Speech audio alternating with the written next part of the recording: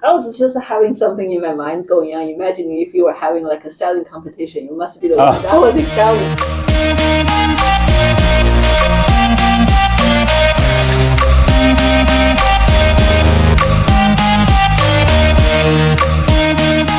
So this morning we were raising money to support Special Olympics of North Carolina, and Special Olympics is sort of a sporting program that provides an opportunity for activity and community. People who have disabilities. We support that through the Law Enforcement Torch Run. Most law enforcement agencies in North Carolina participate in that, and we sort of make it into a competition because competition encourages people to work harder to raise money and raise more money.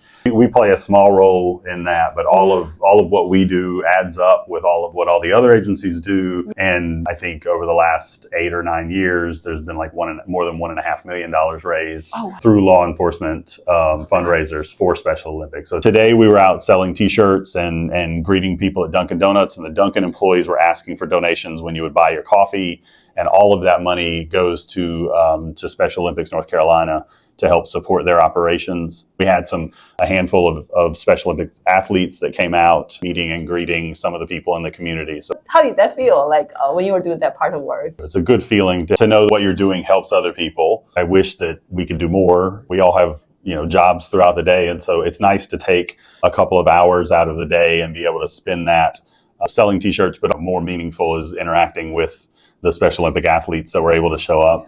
And all of that leads up to our Law Enforcement Torch Run later in the month. A lot of our employees will run, and we'll run through town carrying the torch. That's a good visible reminder to members of the community that we're out there doing that, but that's more about encouraging them to look it up online, make a donation, do something to support the athletes. This morning you were doing like a very professional, like a salesperson job. Yeah, well, and I think some of that goes back to experience that I had before. I worked in sales before when I was a teenager.